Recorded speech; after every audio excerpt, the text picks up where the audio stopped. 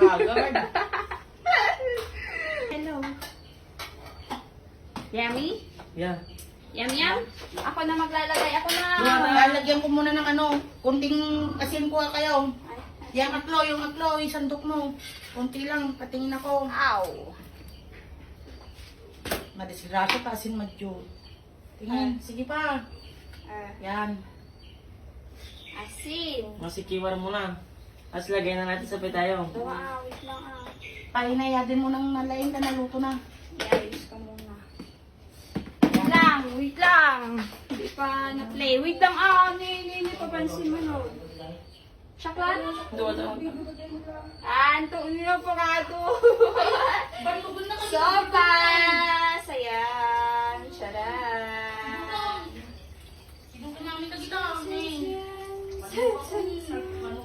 Ayadong nito. Nanay, hindi si Kakanay.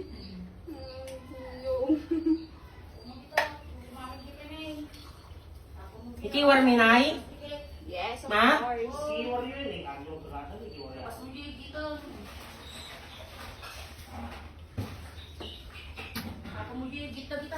Siya, no.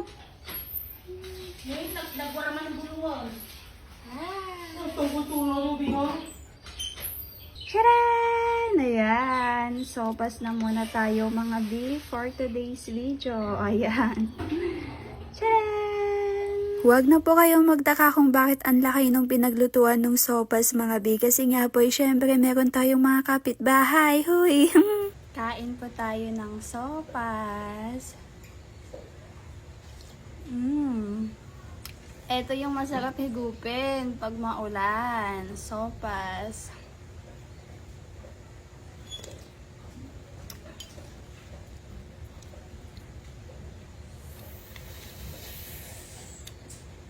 Mangan mo ka sopas.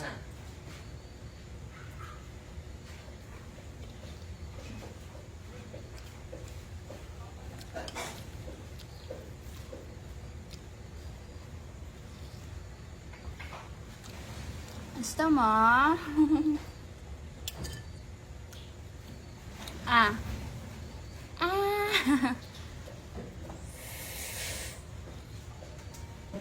Ganyan silag masilag ka pa. Masilag ka pa. May picture ta na. Kasi may gawang kutsarang. Smile. Sabay. Uwak ng ipon.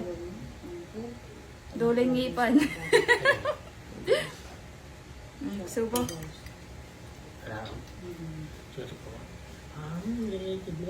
Dua lang ako. Kang naman niyo po ko.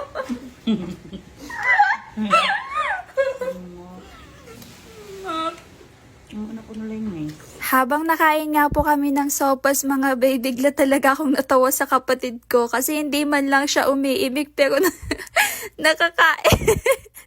Nakakain niya na pala yung buhok ko. Ay, si OA. At ayun, pagkatapos nga po namin doon, ayan, umuwi na din po kami dito sa bahay. Syempre, matutulog na at eto na nga din po yung kinabukasan. Hi guys! Good morning! Ayan, kain po tayo ng sopas. Bala, ito po yung natira kagabi. Pang breakfast ko natin. No rice na muna tayo, ha? At eto na nga din po yung pang lunch namin for today's video mga bihala. Iba talaga nagagawa ng pagiging content creator. Yung hindi ko nahawakan ko. Hoy, si OA Hotek. Hindi ko naman dapat hawakan yun eh. Like ipapakita ko lang naman dapat sa inyo. Pero parang gusto kong hawakan eh. Bakit ba? Hoy? At ayun na nga mga bi, kung kita nyo po yung in-upload ko po kanina, yun po yan. At ayan, luto na. Ginisa na. Basta ginisa yan eh. Ginisa sa may kamatis. At ayan, syempre, ang sarap na po ng kain ko dyan. O, kitang-kita nyo naman na po doon sa may lips ko, no? At maya-maya nga po dumating dito si Tatang. Oo, bibigyan natin siya ng pera ng 5 million charis. 500 lang mga bi kasi naman ay pagkailangan niya po ng pambili ng sigay ay binibigyan ko din naman po siya. Kaya for now, ayan, 500 na lang muna mga bi. Thank you so much sa panonood. Ay!